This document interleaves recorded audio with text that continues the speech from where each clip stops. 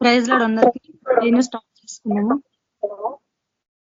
ఈ రోజు స్కైప్ ఆరంభంలో జాయిన్ అయిన మీ అందరికీ మన ప్రభుత్వం యేసుక్రీస్తు పరిశుద్ధ నామములో నా హృదయపూర్వక వందనాలు తెలియజేస్తున్నాను. మనం ప్రార్థనతో యొక్క మీటింగ్ ఆరంభించుకున్నాము. సుజాత స్టార్టింగ్ ప్రేయర్ చేయడాక క్యాథరిన్ సిస్టర్ పాట పెడతారు. ఓకే, ప్రార్థన చేసుకుందాం. అందరు కళ్ళు మూసుకుందాం. మహాగణుడవు, పరిశుద్ధుడవు, పరిశుద్ధుడవు, పరిశుద్ధుడవు, సర్వోన్నతుడవు, సర్వశక్తి మంతుడవేసయ్య. నీకు ఘనమైన నామమునకు స్తుతి స్తోత్రములు స్తోత్రములు స్తోత్రములు చెల్లించుకుంటున్నాం తండ్రి. ఇంత మటుకు ప్రభ మా జీవితంలో మీరు చేసిన గొప్ప మేళ్లను బట్టి ప్రభా, ఎన్నో ఆపదల నుంచి తప్పించిన విధానం బట్టి, ఎన్నో రకాల రోగాల నుంచి మాకు ఇచ్చిన స్వస్థతను బట్టి ప్రభా, నిత్యము నీ యొక్క కృపలో మమ్మల్ని జ్ఞాపకం చేసుకున్నందుకు నీకు వేలాది వేల వందనాలు స్తోత్రములు ప్రభా. అయోగ్యత లేని వారము కానీ ప్రభా నా తండ్రి యొక్క ప్రేమను బట్టి ప్రభా, నీ యొక్క వాత్సల్యం బట్టి మేము యోగ్యులమై నీ యొక్క సన్నిధిలో మోకరిల్లుటకు ప్రభ మాకు ఇచ్చినటువంటి యొక్క ధన్యత కొరకై నీకు వందనాలు చెల్లిస్తున్నాం ప్రభ. ఎందులోనూ మేము గొప్పవారం కాదు నాయన, కానీ మమ్మల్ని మీరు ప్రేమించినారు ప్రభా. మీ యొక్క వేలలు కట్టలేని ఆ యొక్క ప్రేమను బట్టి మీకు వేలాది వేల వందనాలు స్తుతి స్తోత్రం చెల్లించుకుంటున్నాం. గత సంవత్సరంలో జరిగినటువంటి ప్రభ ప్రతి విధమైన మేలుల కొరకై ప్రభ, ఎన్నో మంచి ఈవుల కొరకై, ఎంతో కృపలో నేను మమ్మల్ని జ్ఞాపకం చేసుకున్న విధానం కొరకై మీకు వేలాది వేల వందనాలు చెల్లిస్తున్నాం నాయన. నూతన సంవత్సరంలోకి మమ్మల్ని ప్రవేశపెట్టినారు ప్రభ. దినములు గతించుచున్నవి కానీ మీ యొక్క మాట పొల్లుపోదు ప్రభ. మీరు ఇచ్చిన వాగ్దానంలో ఏది కూడా నిష్ఫలము కాదు నాయన. నీ యొక్క కృపలో మమ్మల్ని జ్ఞాపకం చేసుకొని ఆత్మ చేత అభిషేకించి ప్రభ నా తండ్రి మమ్మల్ని ఈ రీతిగా ప్రభ కూడుకొని ప్రభ నిన్ను స్తుతించుటకు ఇచ్చిన అవకాశం కొరకై వందనాలు చెల్లిస్తున్నాం. ఎంతో మందికి లేని ఈ ధన్యత మాకు ఇచ్చినవు నాయన, నీకు వందనాలు ప్రభ. నీ యొక్క సన్నిధిలో మోకరించి మా హృదయంలో కుమరించి ప్రభ మా యొక్క ఆశలను ప్రభ నా తండ్రి మా యొక్క కోరికలను వినవించుకొనిచుండగా నీ చిత్త ప్రకారము నీకు అనుకూలమైన సమయంలో మాకు ప్రతి కార్యంను జరిగిస్తున్న విధానం కొరకై నీకు వదనాలు చెల్లిస్తున్నాం నాయన. ఏమిచ్చి కూడా ప్రభ మేము మీ రుణం తీర్చుకొనలేము ప్రభ నా తండ్రి. యేసయ్య నా తండ్రి మరి విరిగి నలిగిన హృదయముతో ప్రభ నీ యొక్క సన్నిధిలో మోకరిల్లుటకు ప్రభ నా తండ్రి నిశ్చయతతో మేము ఉండుటకు మీరిచ్చిన కృప కొరకే వదనాలు చెల్లిస్తున్నాం. సమాధానంతో ప్రతి గృహంను నింపిన విధానం కొరకై నీకు వందనాలు చెల్లిస్తున్నాం ప్రభ నా తండ్రి. మమ్మల్ని ప్రభ యోగ్యులుగా తీర్చుటకు ప్రభ నా తండ్రి మీ యొక్క తండ్రి పరిశుద్ధ రక్తంను కార్చి మాకు ఇచ్చిన విమోచన కొరకై నీకు వదనాలు చెల్లిస్తున్నాం. యేసు నామంలో మమ్మల్ని ముద్రించినందుకు నీకు వదనాలు చెల్లిస్తున్నాం ప్రభా. నీ యొక్క రెండంతల ఆత్మ చేత ప్రతి బిడ్డను అభిషేకించినందుకు నీకు వందనాలు చెల్లిస్తున్నాం నాయన. ఈ సాయంత్రకాల సమయమందు ప్రభ మేమందరము ఈ రీతిగా నూతన సంవత్సరంలో కూడుకుంటున్నాం ప్రభ నా తండ్రి. నీకు కృపలో జ్ఞాపకం చేసుకుని ప్రతి కుటుంబాన్ని ప్రభ పేరు పేరున మీరు దర్శించండి, దీవించండి ప్రభ నా తండ్రి. నీకు కృపలో జ్ఞాపకం చేసుకొని ప్రతి అవసరతలు ప్రతి అక్కర్లను తీర్చమని, ప్రతి విధమైన సమస్యల నుంచి ప్రభ మాకు ఇచ్చినటువంటి విడుదల కొరకే మీకు వందనాలు చెల్లిస్తూ ఈ దినం అంతయు కూడా ప్రభ నీ యొక్క వాక్కు ద్వారా మాతో మాట్లాడండి, దర్శించండి ప్రభన తండ్రి. నీ యొక్క ఆత్మచేత మమ్మల్ని బలపరచండి, మమ్మల్ని సిద్ధపరచండి. నీ యొక్క రాకడకు ప్రభ ప్రతి ఒక్క బిడ్డ సమర్పణతో సంపూర్ణంగా సిద్ధపడటకు కృప చూపించమని యేసయ్య శక్తి కలిగిన నామంలో అడిగి ప్రార్థించి వేడుకుంటున్నాం తండ్రి, amen. Thank you sister. Thank you అక్క. క్యాథరిన్ అక్క మీరు పాడబడండి అక్క. Okay sister, thank you sister. Praise the lord. Brother sisters అందరికీ పాట పాడుకుందాము.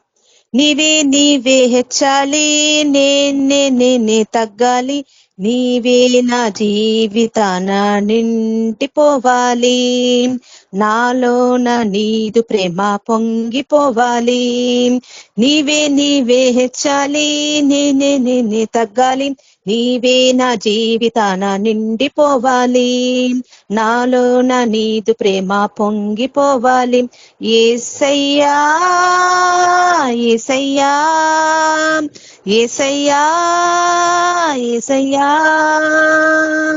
నీవే హెచ్చాలి, నేనే తగ్గాలి, నీవే నా జీవితాన నిండిపోవాలి, నాలోన నీదు ప్రేమ పొంగిపోవాలి.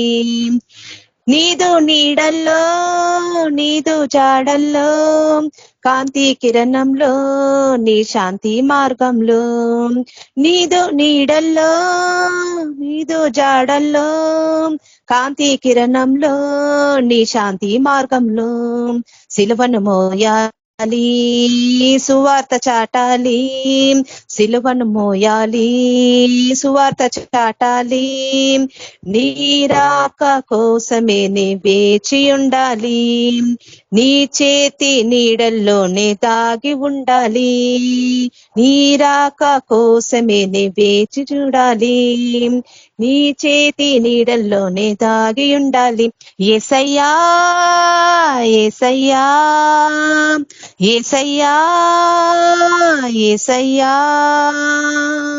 నీవే హెచ్చాలి, నేనే తగ్గాలి, నీవే నా జీవితాన నిండిపోవాలి, నాలో నా నీదు ప్రేమ పొంగిపోవాలి, కడవరి కాలంలో ఈ కోత కాలంలో అంత్యకాలంలో నీ సన్నిధి కావాలి, కడవరి కాలంలో ఈ కోత కాలంలో అంత్యకాలంలో నీ సన్నిధి కావాలి, కన్నీరొలకాలి, గుండెలు మండాలి, కన్నీరొలకాలి, గుండెలు మండాలి, చల్లారే గుండెల్లో నా వేడి పుట్టాలి, నిద్రించుచున్న వారు వెన్ను తట్టాలి, చల్లారే గుండెల్లో నా వేడి పుట్టాలి, నిద్రించుచున్న వారు వెన్ను తట్టాలి. యేసయ్యా యేసయ్యా యేసయ్యా యేసయ్యా, నీవే హెచ్చాలి, నేనే తగ్గాలి, నీవే నా జీవితాన నిండిపోవాలి, నాలో నా నీదు ప్రేమ పొంగిపోవాలి. యేసయ్యా యేసయ్యా యేసయ్యా యేసయ్యా, నీవే హెచ్చాలి, నేనే తగ్గాలి, నీవే నా జీవితాన నిండిపోవాలి, నాలో నా నీదు ప్రేమ పొంగిపోవాలి. Thank you sister. Praise the lord. Thank you అక్క. మన మధ్యలో ఉన్న పరిశుద్ధ బ్రదర్ వాక్యంలోకి నడిపిస్తారు. బ్రదర్ ప్రైజ్ లా బ్రదర్. Praise lord sister. ఇలా నడిపించండి అందరికీ బ్రదర్. అందరికీ ప్రైజ్ లార్డ్. మన ప్రభువైన యేసుక్రీస్తు నామములో మీ అందరికీ వందనాలు, శుభములు. ప్రార్థన చేసుకొని మనం దేవుని వాక్యాన్ని ధ్యానించుకుంటాము. పరిశుద్ధుడైన తండ్రి, ప్రేమ కలిగిన దేవ, కృప కలిగిన మా ప్రభువ, మీ ఘనమైన, అత్యున్నతమైన, అతి శ్రేష్టమైన నామమును బట్టి మీకు స్తుతులు స్తోత్రములు చెల్లిస్తూ ఉన్నాం.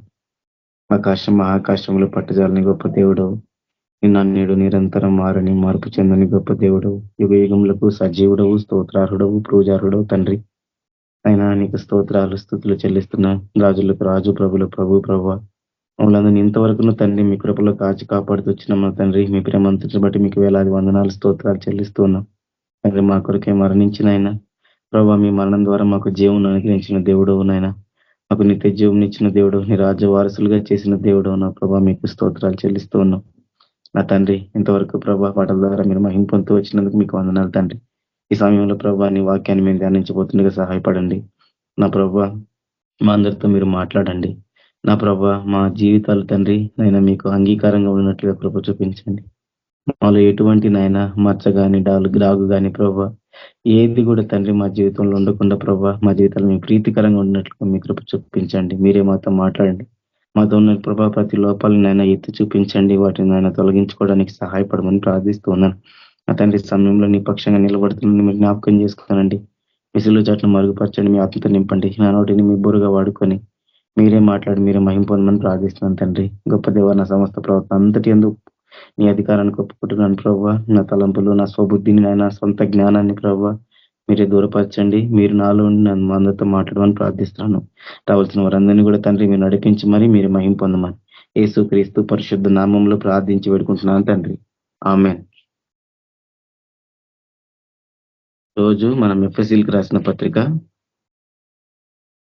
3వ అధ్యాయం నుంచి మనం అపోస్తులైనటువంటి పేతురు భక్తుడు చేస్తున్నటువంటి అపోస్తులైన పౌలు భక్తుడు చేస్తున్నటువంటి ప్రార్థనను మనం ధ్యానించుకునే వారంగా ఉంటాము. ఎఫెసీయులకు రాసిన పత్రిక 3వ అధ్యాయము 14 నుంచి 19వ వచనం వరకు. ఇక్కడ పౌలు భక్తుడు మన తండ్రి ఎదుట మోకాల్లోని ఎఫ్ఎస్సి సంఘాన్ని గురించి ఆయన మొరపెడుతూ ఉన్నాడు. ఎఫెసీయులకు రాసిన పత్రిక 3వ అధ్యాయం 14వ వచనం. అక్కడ రాయబడిన మాటలు ఏంటివి అంటే, ఈ హేతువు చేత పరలోకమునందును భూమి మీదను ఉన్న ప్రతి కుటుంబము ఏ తండ్రిని బట్టి కుటుంబం అని పిలువబడుచున్నదో ఆ తండ్రి ఎదుట నేను మోకాల్లోని మీరు అంతరంగ పురుషుని యందు శక్తి కలిగి ఆయన ఆత్మ వలన బలపరచబడినట్లుగాను క్రీస్తు మీ హృదయములలో విశ్వాసము ద్వారా నివసించినట్లుగాను తన మహిమైశ్వర్యము చొప్పున మీకు దయచేయవలననియు మీరు దేవుని సంపూర్ణత యందు పూర్ణులగునట్లుగా ప్రేమ యందు వేరుపారి స్థిరపడి సమస్త పరిశుద్ధులతో కూడా దాని వెడల్పు, పొడుగు, లోతు, ఎత్తు ఎంతో గ్రహించుకున్నటకును జ్ఞానమునకు మించిన క్రీస్తు ప్రేమను తెలుసుకున్నటకును తగిన శక్తి గలవారు కావాలని ప్రార్థించుచున్నాను. అపోస్తులైన పౌలు ఎఫెసీ సంఘాన్ని గురించి ఆయన మొరపెడుతున్నాడు. ఇక్కడ మనం చూసుకుంటూ వెళ్తే ఆయన 7 అంశాలను గురించి అక్కడ ప్రార్థిస్తూ ఉంటాడు. 7 అంశాలు. 7 అంటే సంపూర్ణతకు సాదృశ్యం. అంటే ఈ ప్రార్థన సంపూర్ణమైన ప్రార్థనగా కూడా మనం తీసుకోవచ్చు. ఆయన ప్రార్థిస్తుంది సంఘానికి కావలసిన అవసరతల గురించి. సంఘానికి ఏవి కావాలో, ఏవి ఉంటే మనం పరలోకానికి చేరగలుగుతాము, ఇటువంటివి మన జీవితంలో ఉంటే మనం తండ్రికి, మన ప్రభువుకి ఇష్టంగా జీవించగలుగుతాము, ఆయన చిత్తాన్ని మనం నెరవేర్చగలుగుతాము. ఆ యొక్క అంశాలను గురించి ఆయన ఇక్కడ ప్రార్థిస్తూ ఉన్నాడు. ఆ రోజు ఆయన ఎఫ్ఎస్సి సంఘానికి ప్రార్థిస్తూ వచ్చాడు. ఎందుకనంటే అవి ఎఫ్ఎస్సి సంఘానికి ఎంతో అవసరం. ఈరోజు మనం ఎఫెసు సంఘం కాకపోయినా ప్రభు అయిన యేసుక్రీస్తు వారి యొక్క సంఘం మనం. ఆ ఎఫెసి సంఘము యేసుక్రీస్తు ప్రభు యొక్క రక్తం ద్వారా విమోచించబడింది. ఈరోజు ఈ మీటింగ్ లో ఉన్న మనమంతా కూడా యేసు ప్రభు యొక్క రక్తం ద్వారా విమోచించబడిన వారు. పౌలు ఎఫెసి సంఘాన్ని గురించి ఏ విషయాల గురించి అయితే ప్రార్థిస్తూ ఉన్నాడో ఆ యొక్క విషయాలనేవి మనకు కూడా ఎంతో అవసరం. ఎఫెసి సంఘమైనా, పౌలైనా, మనమైనా, మనమందరికీ తండ్రి ఒక్కడే, మన ప్రభు అయిన యేసుక్రీస్తు వారు. ఆయనను మనం సేవించాలి, ఆయనను మనం ఘనపరచాలి, ఆయనను మనం కలుసుకోవాలి, ఆయనతో పాటు సదాకాలం జీవించాలి. అంతకు మించిన ఉద్దేశము, అంతకు మించింది ఏది కూడా మనకు లేదు. కాబట్టి ఇక్కడ ఆయన ఎఫెసి సంఘాన్ని గురించి ఏమని ప్రార్థిస్తున్నాడో ఈ 7 అంశాలు ఏంటివో మనం ఈరోజు ధ్యానించుకునే వరంగా ఉంటాము. ఆయన మొట్టమొదటిగా ప్రార్థిస్తున్న అంశం ఏంటిది అంటే, ఎఫెసీయులకు రాసిన పత్రిక 3వ అధ్యాయం 15వ వచనంలో మీరు అంతరంగ పురుషుని యందు శక్తి కలిగి ఆయన ఆత్మ వలన బలపరచబడినట్లుగాను. ఆయన మొట్టమొదటిగా దేవుని సన్నిధిలో దేవుని ఎదుట మోకరిల్లి చేస్తున్నటువంటి ప్రార్థన అంశం ఏంటిది అనంటే, మీరు అంతరంగ పురుషుని యందు శక్తి కలిగి ఉండాలి. మనకి ఏం కావాలి అనంటే, అంతరంగ పురుషుడు బలపరచబడాలి, అంతరంగ పురుషుడు శక్తి కలిగిన వాడిగా ఉండాలి, బలహీనుడిగా ఉండకూడదు. ఆ శక్తి ఎక్కడి నుంచి వస్తుంది అని చెప్తున్నాడు అనంటే, పరిశుద్ధ ఆత్మ వలన మనకు వస్తుందని చెప్తున్నాడు. ఆ బలం మనకు ఎక్కడి నుంచి వస్తుందనంటే పరిశుద్ధాత్మ వలన వస్తుందని చెప్తున్నాడు. కాబట్టి దేవుని ఆత్మను పొందుకున్న మనం, దేవుని ఆత్మ చేత నడిపించబడే మనం, మనకు కావలసిన ప్రాముఖ్యమైనది ఏది అనంటే మన అంతరంగ పురుషుడు బలంగా ఉండాలి. మనలో ఉన్నటువంటి అంతరంగ పురుషుడు శక్తి కలిగిన వాడుగా ఉండాలి. ఎందుకు అనంటే మన అంతరంగ పురుషుడు బలపరచబడకపోతే, మన అంతరంగ పురుషుడు శక్తివంతుడు కాకపోతే మనల్ని మన శరీరము పరిపాలిస్తుంది. మన శరీరం మనల్ని పరిపాలిస్తుంది. మన ఆత్మీయ జీవితము నడిపించబడాల్సింది మన అంతరంగ పురుషుని ద్వారానే. మన ఆత్మ ద్వారా మనం నడిపించబడాలి, ఆత్మలో మనం జీవించాలి. అంతేగాని శారీరకంగా మనం జీవించకూడదు, శారీరకంగా మనం ఈ లోకంలో ఉండకూడదు. ఎందుకు అనంటే శరీరానుసారమైన మనసు దేవునికి ఇష్టమైనది కాదు. శరీర సంబంధమైన మనస్సు, శరీర కార్యాలు చేసేటువంటి జీవితం, శరీర కార్యాలు చేసేటువంటి మనిషి యేసు ప్రభుకు ఇష్టమైన వ్యక్తి కాదు. ఎందుకొరకు యేసు క్రీస్తు ప్రభు ఈ లోకానికి వచ్చారు అనంటే కేవలం మనలో ఉన్న ఆత్మను తిరిగి బ్రతికించడానికి, మనల్ని నాశనానికి, మరణానికి, నరకానికి తీసుకెళ్తున్నటువంటి మన శారీరక క్రియలు అనేవి చచ్చిపోవడానికి యేసు ప్రభు ఈ లోకానికి వచ్చాడు. తన ప్రాణాన్ని క్రయధనంగా చెల్లిస్తూ వచ్చాడు. కాబట్టి మనం చేయవలసిందల్లా ఏమీ లేదు, మన అంతరంగ పురుషుణ్ణి మనం బలపరుచుకోవాలి దేవుని ఆత్మ ద్వారా. దినదినం మనం బలం పొందుతూ ఉండాలి, బలవంతులంగా మారాలి. లేదు అనంటే మన శరీరము మనల్ని డామినేట్ చేస్తుంది. ఆ శరీరము డామినేట్ చేస్తే, మన శరీరము మనల్ని ఏలితే మనం జీవించలేం, మన పరలోక రాజ్యానికి వెళ్ళలేం. ఎందుకనంటే ఇవి రెండిటికి కూడా ప్రతి నిత్యము వైరం ఉంటుంది, శత్రుత్వం ఉంటుంది. రెండిటికి రెండు భిన్నముగా కోరుకుంటూ ఉంటాయి. మన అంతరంగ పురుషుడేమో దేవునికి దగ్గరగా జీవించాలి, దేవుని మాటకు లోబడాలి, దేవుని వాక్యం వినాలి, దేవుని వాక్యానుసారంగా జీవించాలి, ఆయన చిత్తాన్ని కనుగొనాలి, ఆయన చిత్తాన్ని జరిగించాలి, ఆయనకు ప్రీతికరంగా ఉండాలని కోరుకుంటాడు. మన ఆత్మ ఏమో పరలోకం వెళ్ళాలని కోరుకుంటుంది. కానీ శరీరం ఏం చేస్తుంది అనంటే అది నశించిపోయేది, అది క్షీణించిపోయేది, దానికి శాశ్వతమైన జీవం లేదు. అది కొంతకాలం సుఖభోగాలని కోరుకుంటుంది. రెండిటికి రెండు విరుద్ధమైనవి, రెండిటికి రెండు శత్రుత్వం కలిగినవి, భిన్నంగా కోరుకుంటాయి. కాబట్టి మనం ప్రతి నిత్యము ప్రతిరోజు కూడా మన శరీర కీర్చల మీద మన ఆత్మ, మన అంతరంగ పురుషుడు బలం పొందాలి, విజయం పొందాలి. అలాగైతేనే మనం జీవించగలం, అలాగైతేనే మనం బ్రతకగలం, అలాగైతేనే మనం యేసు ప్రభువును సంతోషపెట్టగలం. మన శరీరకి ఇచ్చలు చచ్చిపోకపోతే, మన శరీర ఇచ్చలు నశించకపోతే, మన శారీరక క్రియలు నశించిపోకపోతే, మన శారీరకమైనటువంటి ఆలోచనలు, తలంపులు సమస్తము శారీరకమైనవన్నీ కూడా నశించిపోకపోతే, చూడండి, మనం మారు మనసు పొందినాము అనే దానికి అర్థం కూడా లేదు. మనకు మారు మనసే లేనట్టు, మనం మారు మనసు పొందలేదు. అదే గలతీయులకు రాసిన పత్రిక 5వ అధ్యాయం 16వ వచనంలో పౌలు భక్తుడు చెప్తాడు, నేను చెప్పినదేమనగా ఆత్మానుసారంగా నడుచుకొనడి, అప్పుడు మీరు శరీరేచ్ఛను నెరవేర్చరు. శరీరము ఆత్మకును, ఆత్మ శరీరమునకును విరోధంగా అపేక్షించును. ఇవి ఒకదానికొకటి వ్యతిరేకంగా ఉన్నాయి గనుక మీరేవి చేయ నిశ్చయింతురో వాటిని చేయకుందురు. ఏం చెప్తున్నాడు? శరీరము ఆత్మకి, ఆత్మ శరీరానికి విరోధంగా అపేక్షిస్తాయి, ఒకదానికొకటి వ్యతిరేకంగా ఉన్నాయి. మీరేవి చేయాలని నిశ్చయించుకుంటారో వాటిని చేయకుండా ఉంటారు. మనం పాపులమని గ్రహించినట్లయితే, మన జీవితం పాపములు ఉన్నదని గ్రహించినట్లయితే, మనం చేస్తున్నటువంటి తలంపులు, మనం చేస్తున్నటువంటి పనులు, మనం పలుకుతున్నటువంటి మాటలు మనల్ని నరకానికి తీసుకొని పోతున్నాయని మనం గ్రహించినట్లయితే, మనం ఏం చేస్తాం? వాటిని చేయకుండా మానేస్తాం. మన ఆత్మను జీవింపజేయడానికి, మన ఆత్మను బ్రతికించుకోవడానికి, ప్రభువుతో పాటు మనల్ని నిర్మించిన మన తండ్రి అయినటువంటి మన దేవునితో మనం ఉండడానికి ఏం చేస్తాం? శరీరక్రియలను చంపేస్తాం. అదే మారు మనస్సు అంటే. ఏదైతే మనం పాపపు జీవితంలో ఉన్నప్పుడు చేస్తూ ఉంటామో వాటన్నిటిని విడిచిపెడతాం, వాటిని చేయకుండా మానేస్తాం. ఒకవేళ చెయ్యలేదు, మానేయలేదు, అవి ఉన్నాయి, మనం మారు మనసు పొందామని అనుకుంటే మనము నిజంగా మారు మనసు పొందలేదు. మనల్ని మనం అలా భ్రమపరుచుకుంటున్నాం, మనల్ని అలా మోసపరుచుకుంటున్నాం అంతే. మనం అనుకుంటున్నామే తప్ప నిజంగా మన జీవితం అలా లేదు. నిజంగా మనం మారు మనసు పొందిన స్థితిలో ఉన్నవారం కాము. కాబట్టి చూడండి, మనము ఏదైతే శరీర క్రియలను చేయకుండా ఉంటాం, ఆత్మతో మనం బలపడిన వారం అయితే, ఆత్మతో ఉన్నవారం అయితే.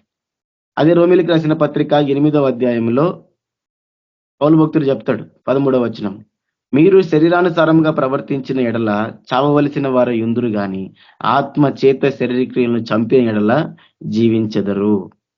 ఏం చెప్తుండైనా, మనం శరీరానుసారంగా గనక ప్రవర్తిస్తే చచ్చిపోయే వాళ్ళం, చావవలసిన వాళ్ళం. అలాగే ఆత్మ చేత శరీర క్రియలు చంపితే మనం జీవిస్తాం. కాబట్టి ఇవి రెండిటికి యుద్ధం జరుగుతూ ఉంటది. ఈ యుద్ధంలో మన అంతరంగ పురుషుడు మాత్రమే బలంగా ఉండాల. శరీరము, శారీరక క్రియలు బలహీనంగా ఉండాలి. కాబట్టి మనం అంత బలంగా ఉంటే అంతగా మన శరీర క్రియలు మనం చంపగలం. మనం ఎంతగా దేవుని ఆత్మతో నడిపింపబడితే, దేవుని ఆత్మకు లోబడితే, దేవుని మాట వింటే అంత మనం బలపడగలం. ఎంత దేవుని ఆజ్ఞకు మనం లోబడితే మనం అంత బలపడగలం, అంతగా మన శరీరక్రియలను చంపగలం, మనం జీవించగలం. అలా చేయలేకపోతే చూడండి, మనం చావవలసిన వారము అని వాక్యం చెప్తా ఉంది.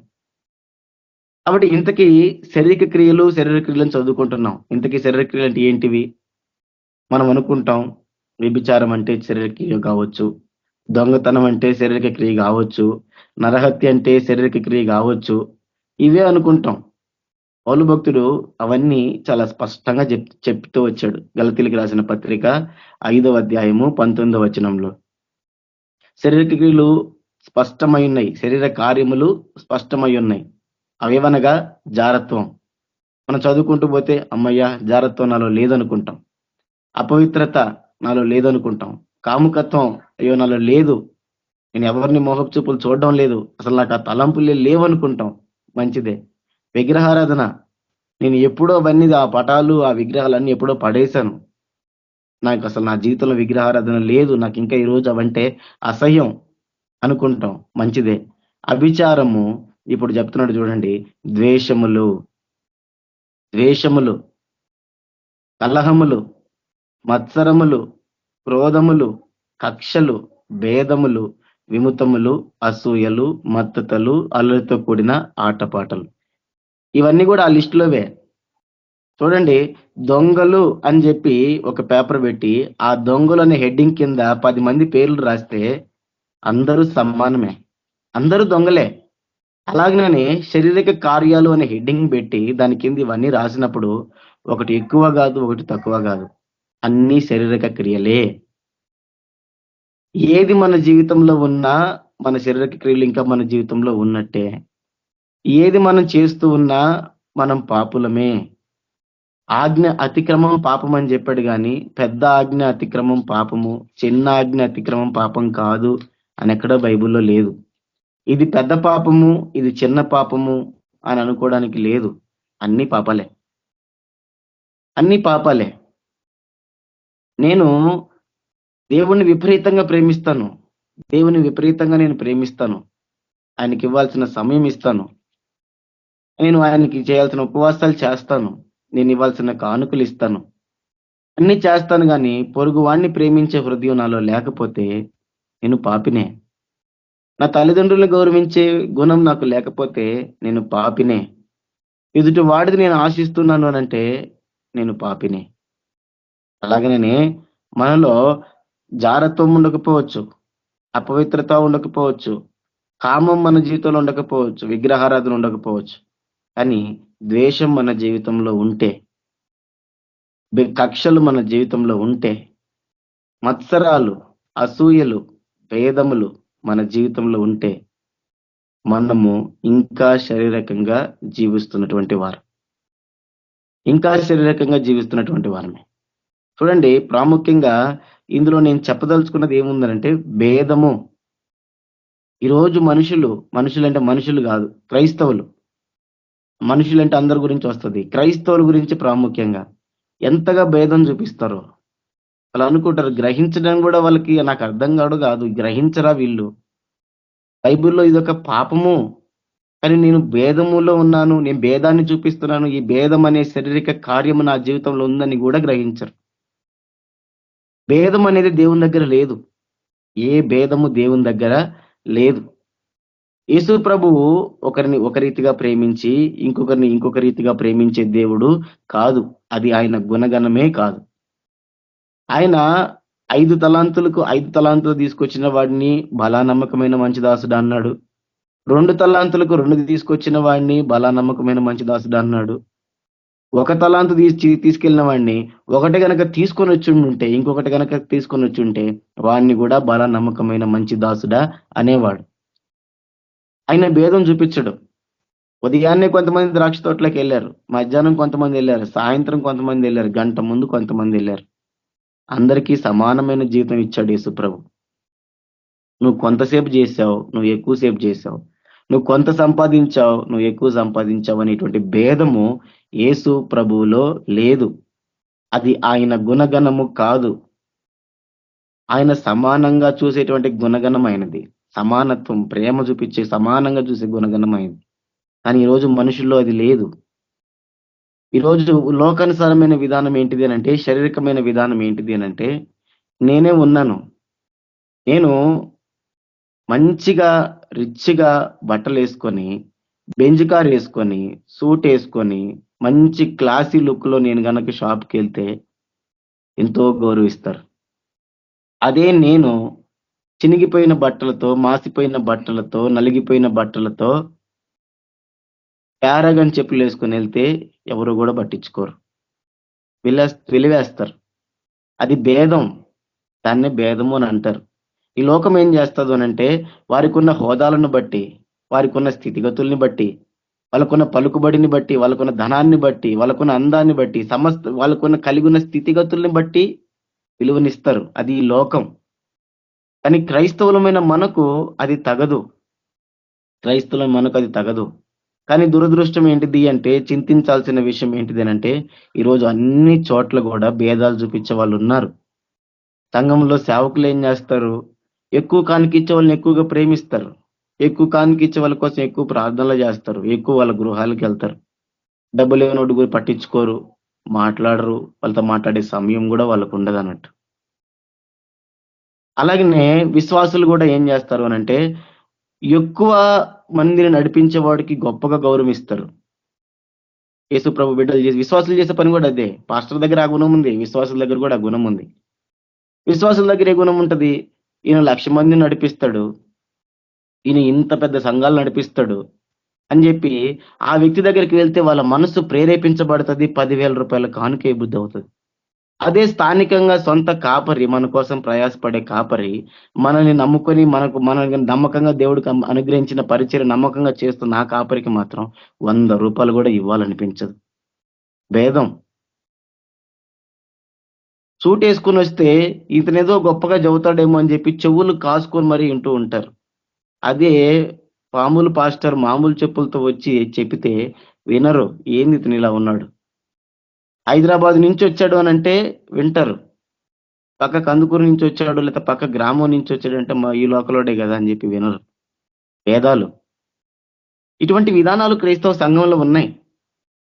అది పాపం, అది వాక్యానుసారంగా అది బహు పాపం. ఆ పాపము మన జీవితంలో ఉండకూడదు. ఒకరిని ఒక రీతిగా, ఇంకొకరిని ఇంకొక విధంగా మనం చూడకూడదు. అది శారీరక కార్యం. ఆ కార్యం మన జీవితంలో ఉంది అనంటే మనం బలహీనులం. మన అంతరంగ పురుషుడు బలంగా లేడు. మన మీద ఇంకా మన శరీరమే రాజ్యం వెళ్తా ఉంది.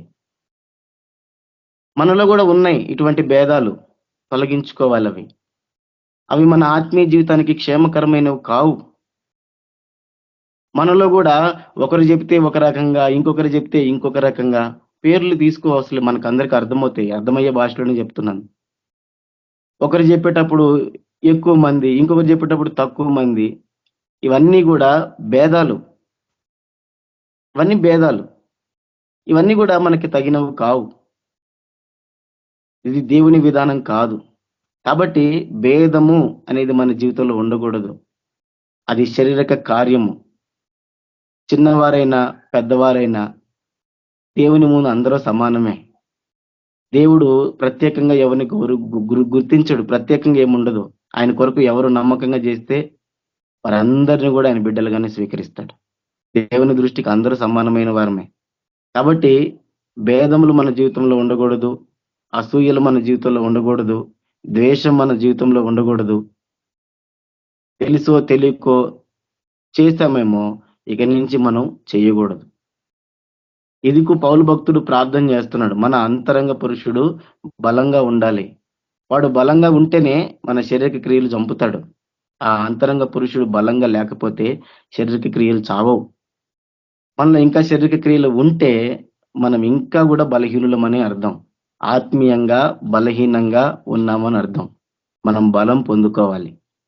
మనం బలం పొందుకొని మన శారీరక క్రియలని అన్నిటినీ చంపి విజయాన్ని మనం పొంది మనం పరలోకానికి పోవాలి, జీవించాలి. కాబట్టి ఆయన మొట్టమొదటిగా చేస్తుంది ఏంటిది అంటే అంతరంగ పురుషుని యందు శక్తి కలిగి ఉండాలి. ఆ శక్తి లేకపోతే చావవలసిన వారం. వాక్యానుసారంగా ఆత్మీయంగా చావవలసిన వారం.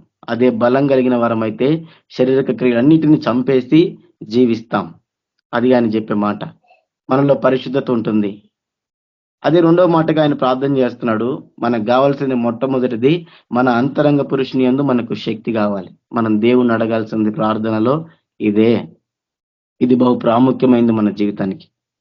రెండోది ఆయన చెప్తున్నాడు, క్రీస్తు మీ హృదయములలో విశ్వాసము ద్వారా నివసించినట్లుగాను. ఏం చెప్తున్నాడు ఆయన? యేసు ప్రభు మన హృదయంలో విశ్వాసము ద్వారా నివసించాలి. ఆయన ఎప్పుడు నివసిస్తాడు మన హృదయంలో అనంటే మనలో శారీరక క్రియలు చచ్చిపోయినప్పుడు. ఎందుకు అనంటే ఆయన దేవుడు యేసుక్రీస్తు ప్రభు మనల్ నుంచి కోరుకునేది ఒకటి సహవాసం. గత వారం కూడా మనం ధ్యానించుకున్నాం. ఆయనే మనల్ని తల్లి గర్భంలో నిర్మించుకున్నాడు. ఆయన స్వరూపంలో చేసుకున్నాడు. ఆయన మనల్ని జ్ఞాపకం చేసుకున్నాడు, మనల్ని దర్శించాడు, రక్షణ ఇచ్చాడు. ఇదంతా ఎందుకు చేసుకుంటూ వచ్చాడు అని అంటే కేవలం మనల్ని ప్రేమించి మనతో సహవాసాన్ని ప్రభువు కోరుకున్నాడు కాబట్టి. ఆయన అంత గొప్ప కార్యం చేసింది మనతో సహవాసం కలిగి ఉండడానికి. కాబట్టి యేసు ప్రభు మనలో ఉండాలి, యేసు ప్రభు మన హృదయంలో నివసించాలి. ఆయన మనలో నివసించేటప్పుడే మనం బలమైన వాళ్ళం. ఆయన మనలో ఉండాలి అంటే ఆయనకు మనం చోటు ఇవ్వాలి. మన హృదయంలో చోటు లేకుండా కూర్చో కూర్చో కూర్చో అంటే ఎక్కడ కూర్చుంటాడు ఎవరైనా? ఇంట్లో స్పేస్ ఉంటేనే ఉండగలం. స్పేస్ లేదు, ఏం లేదు, ఇంట్లోకి రా అని, లేదంటే స్పేస్ లేకుండానే ఇంట్లోకి వచ్చి కూర్చో కూర్చో అని స్పేస్ లేకుండా చేస్తే ఎక్కడొచ్చి కూర్చుంటాడు, ఎక్కడొచ్చి ఉంటాడు? అలాగనే మన హృదయంలో కూడా దేవునికి మనం చోటు ఇవ్వాలి. మన హృదయంలో దేవునికి స్థానం ఉండాలి. ఆ హృదయం నిండా ఆయనే ఉండాలి. మన హృదయంలో దేవునికి స్థానం ఇవ్వలేని స్థితిలో చాలా మంది ఉంటూ ఉన్నాం. హృదయం నిండా విచారం ఉన్న చోట ఆయన ఉండడు. హృదయం నిండా ఏవేవో కలతలు ఉండడు. హృదయం నిండా ద్వేషాలు ఉండడు. హృదయం నిండా రకరకాలైనటువంటి కోరికలు, ఆలోచనలు ఆయన ఉండడు. ఆయనకి ఇష్టం ఉండదు. ఆయన మాత్రమే ఉండాలని ఇష్టపడతాడు ప్రభు. ఎందుకనంటే ఆయనే నిన్ను చేసుకున్నాడు. నువ్వు ఆయన సొత్తువి. ఆయన సొత్తు ఆయనది కాకుండా వేరే వాళ్ళు ఉంటే ఒప్పుకుంటారు? ఆయన కదా మనల్ని కొనుక్కున్నది. ఆయన కదా తన ప్రాణాన్ని క్రయధనంగా చెల్లించింది. ఆయన కదా వెల చెల్లించి మనల్ని కొనుక్కున్నది. ఆయన కొనుక్కున్న ఇంట్లో ఆయనకే స్థానం లేకపోతే ఎలాగా? కాబట్టి ఆయన కొనుక్కున్న ఇంట్లో ఆయనకి స్థానం ఇవ్వాలి. ఇది ఆయన ఆలయం, ఇది పరిశుద్ధ ఆలయం. ఆయన ఆలయంగా దీన్ని చేసుకుంటూ వచ్చాడు మన ప్రభు. కాబట్టి ఆయనకి మనం స్థానం ఇవ్వాలి. అలాగనే ఆయనకి స్థానం ఇవ్వడంతో మనం సరిపోదు. ఆయన స్థానం ఇవ్వడమే కాదు, ఆయన ఉండేలాగా మనం చూడాలి. చూడండి ఎలా మనం ఉండాలి అనంటే మన ఇంట్లో విలువైన వస్తువులు ఉన్నాయి. ఉదాహరణగా చెప్తున్నాను. మన ఇంట్లో విలువైన వస్తువులు ఉన్నాయి. బంగారం ఉంది, చాలా విలువైన సంపద మన ఇంట్లో ఉంది.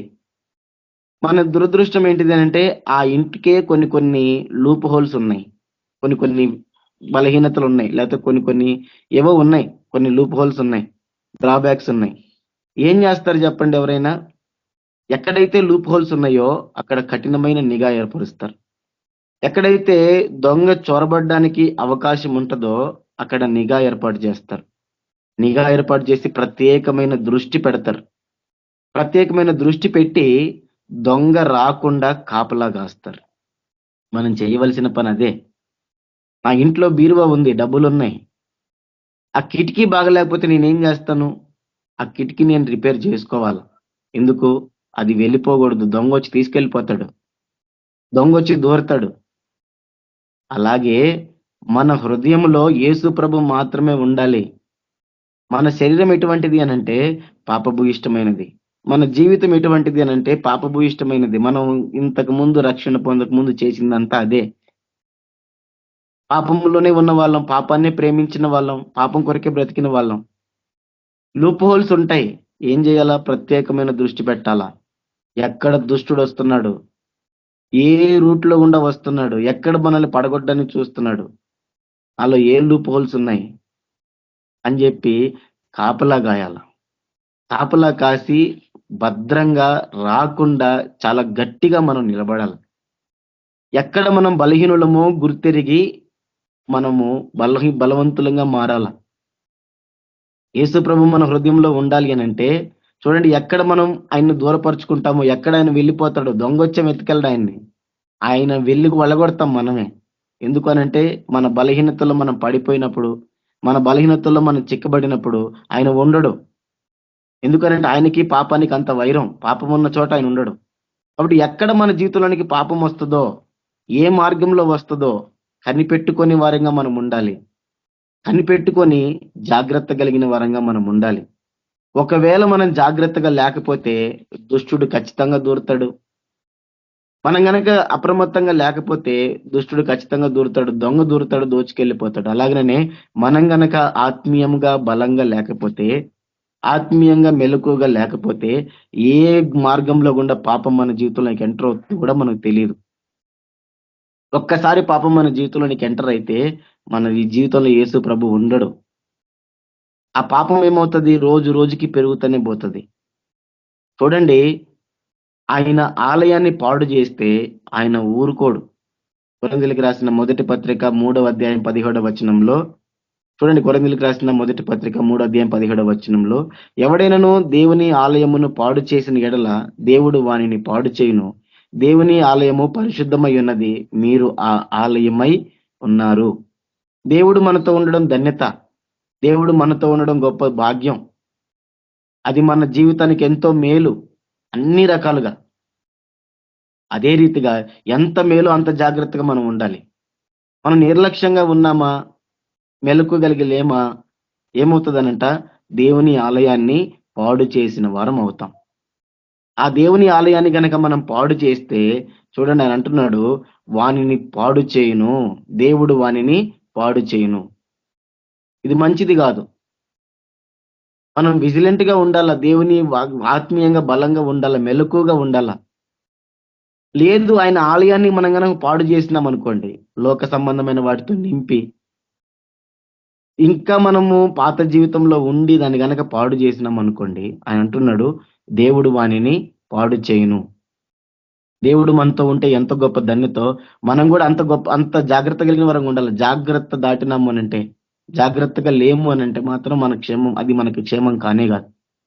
ఇశ్రాయేల్ ప్రజలు ఏం చేశారు అనంటే, ఇశ్రాయేల్ ప్రజలు దేవుడు వారితో ఉండి నడిచాడు, మధ్యలో ఉండి నడిచాడు, వారికి పక్కనే ఉండి నడిచాడు, మంచి విజయాలు ఇస్తూ వచ్చాడు.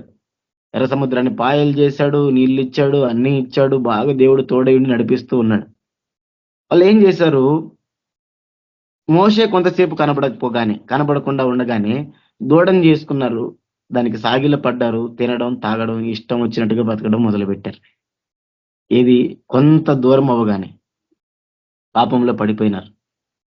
చూడండి, పాపంలో పడిపోతే చూడండి, దేవుడు వారి మధ్యలోనికి రావడానికి కూడా ఇష్టపడలేదు.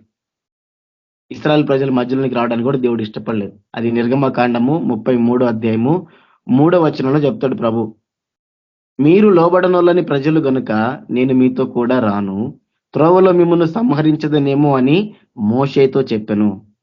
దేవుడు చూడండి ఏమంటున్నాడు, మీరు లోబడనోళ్ళని ప్రజలు గనుక నేను మీతో కూడా రాను.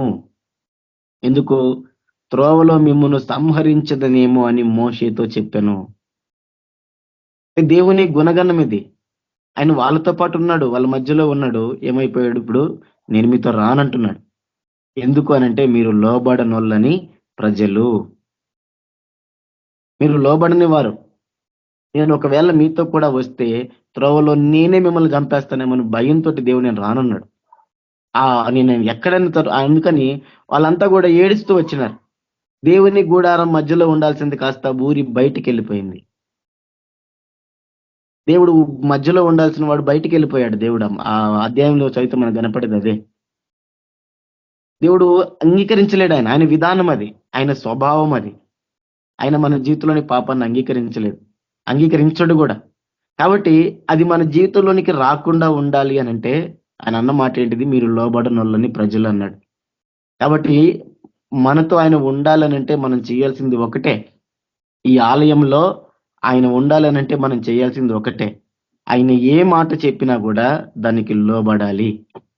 అది ఎంత కష్టమైనదైనా సరే, అది ఎంత ఇబ్బంది పెట్టేదైనా సరే లోబడాలంతే.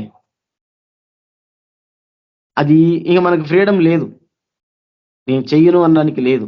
దేవునికి మాటకు లోబడాలంతే. దేవుని మాటకు విధేయత చూపించాలి. చూడండి, విధేయత చూపించి లోబడితే ఆయన మనతో ఉంటాడు, మనలోనే ఉంటాడు. విధేయత చూపించకపోతే మనం దుష్టునికి అవకాశం ఇచ్చిన వారం అవుతాము. ఆయన ఒప్పుకోడు. ఆయన దాన్ని అంగీకరించాడు. ఆయన వెళ్ళిపోవడమే కాదు, తిరిగి మనల్ని పాడు చేయడానికి కూడా అవకాశం ఉంది. కాబట్టి మనం బహు జాగ్రత్తగా దేవునికి లోబడాలి. ఇంకా మనం మన జ్ఞానం మీద మనం ఆధారపడకూడదు. మన స్థితిగతుల మీద మనం ఆధారపడకూడదు. దేవుని మాటకే మనం లోబడాలి. మన జ్ఞానం గొప్పది కాదు, మన ఫ్రీడమ్ గొప్పది కాదు. మనకు ఫ్రీడమ్ ఇస్తే చేసేవన్నీ కూడా వ్యర్థమైన పనులే. చూడండి, మనుషుల జ్ఞానము బహు భయంకరమైనది.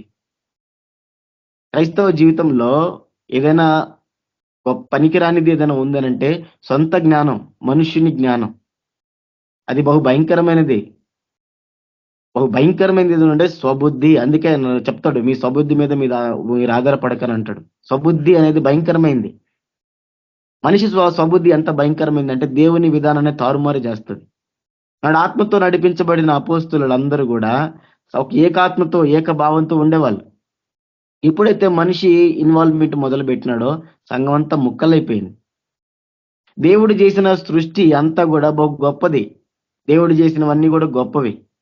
ఆయన చేసిన ఆహార పదార్థాలు కానీ అన్ని కూడా మంచివి. ఎప్పుడైతే మనిషి చేయబడిందో సర్వనాశనం అయిపోయింది. మనం ఏం చేస్తామనంటే సర్వనాశనం చేసేస్తాం. మనం అనుకుంటాం మనం ఏదో సాధించామని. లోకం కూడా అంతే, మేమేదో సాధించామనుకుంటారు. ఒక సంఘానికి వెళ్ళాం అనుకోండి, మేము ఈ వరాలు ఉన్నాయి మా దగ్గర, మాది ఇంత గొప్ప సంఘం అంటారు. ఇంకో సంఘానికి పోయాం అనుకోండి, వాళ్ళు ఏం చెబుతారు, మాది ఇంత గొప్ప వాక్యం, మేము ఇంత గొప్పలం అని అంటారు. వాళ్ళకి తెలియని విషయం ఏంటంటే ముక్కలు చేశారు, నాశనం చేశారన్న విషయం వాళ్ళకి అర్థం కాదు. హెచ్చించుకుంటారు. ఈరోజు మనుషులు కూడా అంతే. ఉదాహరణ చెప్తున్నాను, భోజనం నేరేడు పళ్ళు కండ ఎక్కువ ఉండదు, అది ఉండదు, ఆ పదార్థం ఉండదు, విత్తనమే ఎక్కువ ఉంటది, ఒగరుగా ఉంటాయి. మనిషి ఏం చేశాడు, తారుమారు చేశాడు, దాంట్లో విత్తనం లేకుండా చేశాడు. అది ఒగరుగా ఉండదు, దాంట్లో విత్తనము ఉండదు, అది ఆరోగ్యానికి ఎందుకు పనికిరాదు. మనిషి విధానం అట్టు ఉంటుంది అన్నట్టు.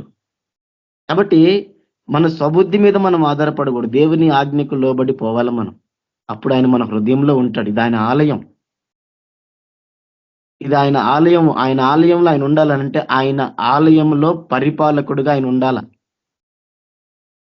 ఆలయంలో ఎవరుంటాడు? దేవుడు ఉంటాడు. దేవుని దగ్గరికి ఎందుకు వెళ్తాం? మొక్కుకోవడానికి వెళ్తాం. ఒక మార్గం కనిపించట్లేదు, మార్గం చూపించమని అడగడానికి వెళ్తాం. దేవుడు అక్కడ ఆజ్ఞిస్తే పాటిస్తాం, అంతే. మన హృదయంలో కూడా ఆయన ఉంటే ఆయన మాటకి మనం లోబడాలి, అంతే. దానికి మనం ఎదురు చెప్పడానికి లేదు. ఎదురు చెప్పినామా ఆయన ఉండడు. ఇంకా ఆయన మన దగ్గరికి వచ్చేది ఎందుకు? మన మీద ప్రభుత్వం చేయడానికి, మనల్ని మేలుకరమైన మార్గంలో, శ్రేష్టమైన మార్గంలోనికి నడిపించడానికి, జీవంలోనికి నడిపించడానికి. అంతేగాని మనల్ని ఏదో తీసుకెళ్లి అరణ్యంలో పడేయాలను, నాశనం చేసేయాలను దేవుడు అనుకోడు. మన తలంపులు పెట్టుకొని పోతే మనకు జరిగేది అదే. కానీ దేవుడు నడిపింపుతో పోతే మనకు అన్ని మేలు జరుగుతాయి. కాబట్టి ఇది ఆయన ఆలయం.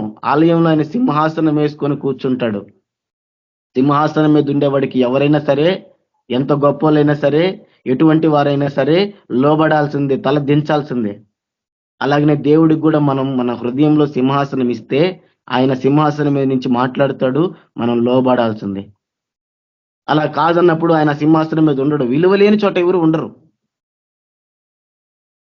కాబట్టి ఆయన మనల్ని ఆలయంగా చేసుకున్నాడు. క్రీస్తు మీ హృదయములలో విశ్వాసం ద్వారా నివసించాలి. మొట్టమొదట మన యొక్క అంతరంగ పురుషుడు బలపరచబడాలి. అంటే మన శారీరకమైనటువంటి క్రియలు చచ్చిపోవాలి. అలాగనే యేసు ప్రభు మన హృదయంలో నివసించాలి. ఆయన నడిపించేవాడు, ఆయన బలపరిచేవాడు, ఆయన మనకు ప్రాముఖ్యమైన వాడు. అందుకే ఆయన పౌలు భక్తుడు ప్రార్థన చేస్తున్నాడు. మూడవదిగా ఆయన చేస్తున్నాడు చూడండి, 3వ అధ్యాయం 17వ వచనంలో, తన మహిమైశ్వర్యము చొప్పున మీకు దయచేయవలననియు. మూడో విషయం ఏం చెప్తున్నాడు? మొట్టమొదటిగా మనం అంతరంగ పురుషుని యందు శక్తి కలిగి ఉండాలని చేస్తున్నాడు. యేసు ప్రభు మన హృదయంలో ఉండాలని చేస్తున్నాడు. తర్వాత తన మహిమైశ్వర్యము చొప్పున మీకు దయచేయవలను. అంటే దేవుని యొక్క మహిమైశ్వర్యం చొప్పున మనకు ఇవ్వాలి దేవుడు. అంటే అన్ని కూడా మనం ఆయన దగ్గర పొందుకోవాలి. ఆయన దగ్గర మనం పొందుకోవాలి. అది ఏదైనా కానీ, అది ఆరోగ్యమా, ఆర్థిక ఇబ్బందుల, పరిచర్యలోన, అది ఏదైనా కానీ మనం పొందుకోవాలి అనే విషయాన్ని ఆయన అక్కడ చెప్తున్నాడు.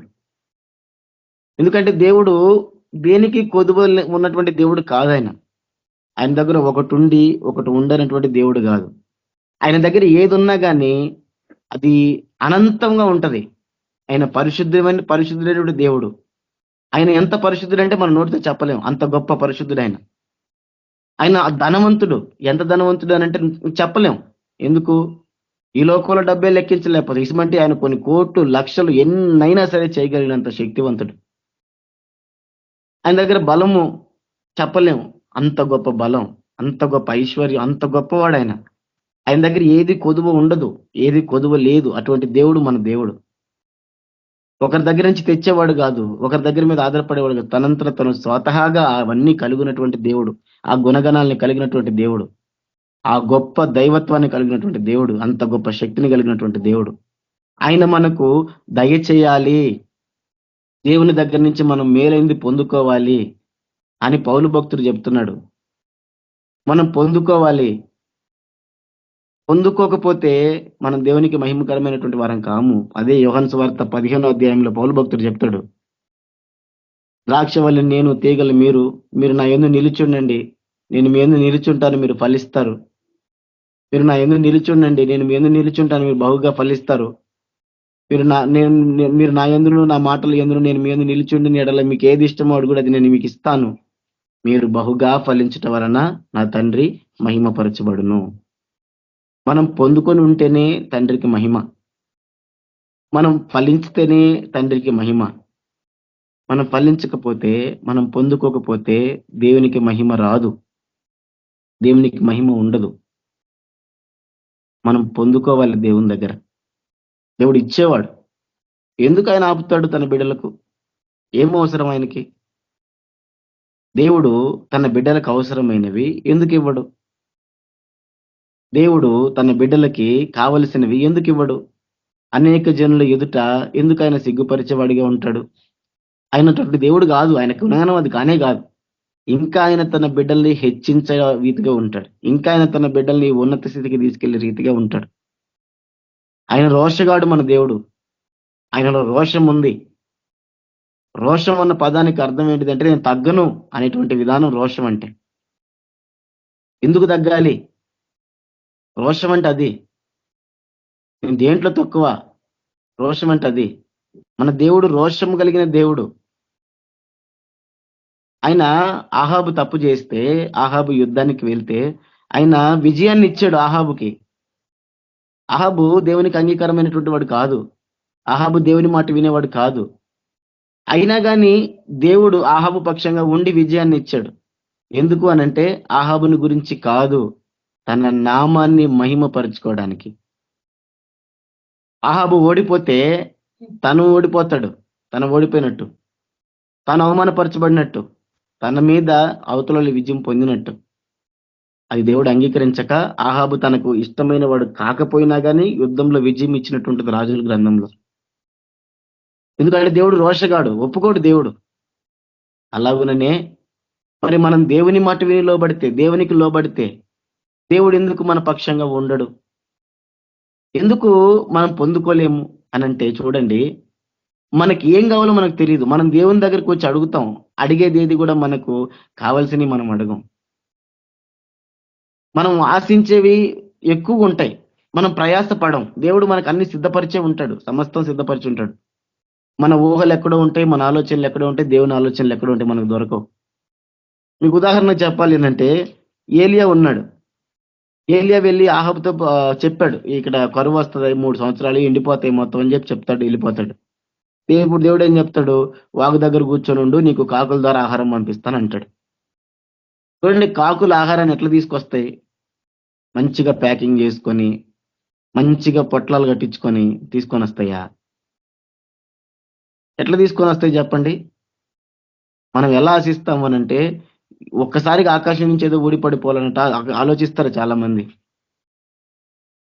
సరే, అక్కడ అయిపోయింది. తర్వాత సారేపత్ అనేటువంటి విధవరాల దగ్గరికి వెళ్ళమన్నాడు ఏలియాని. అక్కడికి ఏలియా వెళ్ళాడు. అక్కడ వెళ్ళగానే ఆమెను అడిగాడు, ఇక్కడ దేవుడు నన్ను పంపించాడు, ఆహారం ఉందని. ఆమె చూస్తే ఆమె దగ్గర ఏమీ లేదు, ఇంతే పిండి ఉంది, ఒక పూటకు ఉంది అంతే. అది దీన్ని చచ్చిపోదాం అనుకున్నారు వాళ్ళు. అదే ప్రాంతంలో నీవు నేనుంటే ఏం చేస్తాం? గొనుగుతాం, సనుగుతాం. ఇదేంది ప్రభా, నీ మాటిని నేను వస్తే ఈడకు పంపించా, ఏమి దగ్గర ఇంత పిండి కూడా లేదని చెప్పి అవిశ్వాసాన్ని చూపిస్తాం, మనం ఎక్కువ ఆశిస్తాం. కానీ అక్కడ జరిగిన అద్భుతం ఏంటిది అంటే, అక్కడ ఉన్న వాటినే దేవుడు దీవించాడు, ఉన్న వాటినే దేవుడు ఆశీర్వదించాడు. అవే కొన్ని రోజులకు, కొన్ని నెలలకు సరిపడా ఆ కరువు పోయిందాకా వాళ్ళకి అది తగ్గలేదు. యేసు ప్రభు చేతిలో ఉంది 5 రొట్టెలు 2 చేపలే. ఆయన వాటిని పట్టుకొని అదే 5 రొట్టెలు 2 చేపలు మన చేతికి ఇస్తే మనం ఏం చేస్తాం? 20 చుట్టుపక్కనేమో వేల మంది మనుషులు ఉన్నారు. 5 రొట్టెలు 2 చేపలు చేతిలో ఉన్నాయి. మనమైతే గొనుగుతాం. ఏంది కామెడీ చేస్తున్నావా దేవుడా? ఏంది ఇది? గొనుగుతాం. 5 రొట్టెలు 2 చేపలు చేతిలో పెట్టి ఇంతమంది పెట్టమంటావా? నువ్వు ఇస్తేనే కదా నేను పెట్టేది అని అంటాం. అటువంటి జీవితాలు మనం. కానీ యేసు ప్రభు ఏం చేశాడు అక్కడ? కృతజ్ఞతాస్తుతులు చెల్లించి. కానీ మనం అంటే నేనేం చెప్తున్నాను అంటే, మనము దేవుడు ఏం చేస్తాడంటే, మనం ఉన్న వాటితోనే, మన చుట్టూ ఉన్న వాటితోనే దేవుడు రిసోర్సెస్ క్రియేట్ చేస్తాడు, గొప్ప అద్భుతాలు చేస్తాడు, అద్భుతాలు ఆశ్చర్యకార్యాలు చేస్తాడు ఉన్న వాటితోనే, మన చుట్టూ ఉన్న వాటితోనే. మనం ఏంటంటే, మనం తప్పు చేసేది ఏంటంటే, మన చుట్టూ ఉన్నవి ఏంటివో, మన దగ్గర ఉన్నవి ఏంటివో, మనం చేయగలిగినవి ఏంటివో అవి గ్రహించము, వాటిని నిర్లక్ష్య పెడతాం. మన దగ్గర ఉన్న వనరులు ఏంటో దేవుడు వాటినే దీవిస్తాడు, ఉన్న వాటినే దీవిస్తాడు దేవుడు. మనం ఏం చేస్తామనంటే, ఉన్న వాటిని పక్కకు పెట్టేసి కొత్త వాటిని ఎత్తుతాం, దొరకవు. చాలా మంది చేసే పని అదే. ఉన్న వాటిని చేయరు, దేవుడు దేంట్లో దీవిస్తుందో చెయ్యరు, వచ్చింది ఏదో చేయరు, ఏదేదో చేస్తూ ఉంటారు, మొత్తానికి పోతారు. నేను ఒక వ్యక్తిని చూశాను, అవి చేతులు లేని వ్యక్తిని. ఓ చేతులు లేని వ్యక్తికి అన్నం పెడితే ఆ వ్యక్తి ఎలా తింటాడని నేను చూశాను. ఆ వ్యక్తి ఆ చేతులు సరిగా లేవు, పొట్టి చేతులు, ఆ చేతులతోటి ఎంత చక్కగా అన్నం తింటున్నాడు, ఒక్క మెతుకు కూడా కింద పడకుండా తింటున్నాడు. స్పూన్ ఒకటి తీసుకున్నాడు, ఎంత చక్కగా వాడుకున్నాడు. చేతులున్న మనమే సరిగా కింద పోస్తాం, ఆ వ్యక్తి కింద కూడా పోయకుండా తింటున్నాడు. అంటే వాళ్ళు నేర్చుకున్నారు ఉన్న వాటిని ఎలా సక్రమంగా వాడుకోవాలా, ఉన్న వాటిని మన పనికి వాడుకోవాలా, అది మనం చూస్తాం. అది నేను నేర్చుకున్నాను ఆ రోజు ఆయన దగ్గర. ఉన్న వాటినే ఎలా ఎఫెక్టివ్ గా వాడుకోవాలి, ఎలా మంచిగా వాడుకోవాలి అని నేర్చుకున్నాను. మనకు దేవుడు కూడా విధానం కూడా అదే, ఉన్న వాటిని ఫలింపజేసాడు. మనం ఏం చేస్తామంటే, ఉన్న వాటిని పక్కన పెట్టేస్తాం, ఉన్న వాటిని వాడుకోవడం రాదు మనకి. నాకు లేవే అని ఏడుస్తామే తప్ప, ఉన్న వాటిని ఎలా పరివర్తన చేయాలి, ఎలా ముందుకు తీసుకెళ్లాలనే విధానం మన దగ్గర ఉండదు అన్నట్టు. ప్రయాసపడడం, కష్టపడే విధానం మన దగ్గర ఉండదు అన్నట్టు. పౌలు భక్తుడు ఏం చెప్తున్నాడంటే, క్రీస్తు తన మహిమైశ్వర్యం చొప్పున దయచేయాలి. ఎందుకు అని అంటే, అన్ని విషయాల్లో ఫలించడం దేవుని చిత్తం. అన్ని విషయాల్లో మనం ఫలించాలా, అన్ని విషయాల్లో మనం అభివృద్ధి పొందాలా. మనం ఇబ్బందుల్లో ఉండడం, ఇరుకులో ఉండడం దేవుని ఇష్టం కాదు, దేవుని చిత్తం కాదు. మనం అన్ని విషయాల్లో ఫలించే వారంగా ఉండాల. చాలా మంది చేసే తప్పేంటిది అంటే, ఉన్నదేదో గ్రహించకుండా నాకు లేదే అని చెప్పి ఏడుస్తూ ఉంటారు. అది జరగదన్నట్టు. కాబట్టి మనలో కొరతలున్నా, మనం ఫలించలేకపోయినా అది దేవునికి మహిమకరమైన జీవితం ఉంది కానే కాదు. కాబట్టి ఆయన 3వ అంశంగా చేశాడు ప్రార్థన. క్రీస్తు మీ హృదయంలో మొదటగా చేసింది, అంతరంగ పురుషునందు శక్తి కలిగి ఉండాలి, మనం బలం కలిగి ఉండాలి. శారీరక క్రియలని వాటన్నిటిని కూడా మనము శారీరక క్రియలు చంపే వారంగా మనం ఉండాలి, ఆత్మలో జీవించే వారంగా మనం ఉండాలి. హృదయంలో యేసు ప్రభువు నివసించాలి. 3వది, యేసు ప్రభు ద్వారా సమస్తం మనం పొందుకోవాలి, ప్రతిదీ మనం పొందుకోవాలి అనే విషయాన్ని చెప్తున్నాడు. తర్వాత 18వ వచనంలో చెప్తున్నాడు, మీరు దేవుని సంపూర్ణత యందు పూర్ణులగునట్లుగా ప్రేమ యందు వేరుపారి స్థిరపడి. మీరు దేవుని పరిసంపూర్ణత యందు పూర్ణులగునట్లుగా అంటే దేవుని స్వరూపంలోనికి, దేవుని పోలికలోనికి మనం పూర్తిగా పోవాలని ప్రార్థన చేస్తున్నాడు పౌలు భక్తుడు. అంటే ఏం చేయాలంట? ప్రేమ యందు వేరుపారాలి. మనం ద్వేషించే వారం కావచ్చు, మన హృదయంలో ద్వేషం ఉండొచ్చు, బాప్తిసం పొందకముందు మనం ఎటువంటి వారమైనా కానీ మనం ప్రేమలో వేరు పారాలి. ఒక విత్తనం తీసుకొని నేలలో వేస్తే దాంట్లో నుంచి చిన్న మొలక వస్తుంది. లేకపోతే మనం మొలకెట్టిన విత్తనాలు అంటాం, దారల్లాగా వస్తాయి, వాటిని వేరు అంటాం. ఆ వేరు మనం ప్రేమలో పారాలి. అంటే ప్రేమ మన హృదయంలో చిగురించాలి. చిగురించడమే కాదు, స్థిరపడాలి. ప్రేమ మొలిచినట్టే మొలిచి మళ్ళీ ఎండిపోకూడదు. ఆ వేరు అనేది మొలిచి ఎండిపోకూడదు. ఎలాగుండాలంట? స్థిరపడాలి. ఆ వేరు ఏమైపోవాలి? మహావృక్షం కావాలి. చిన్న మొక్క అయితే టక్కని పీకేస్తే ఊడిపోతుంది, మహావృక్షం ఊడిపోతుంది. లాగగలమా మనం? లాగలేం.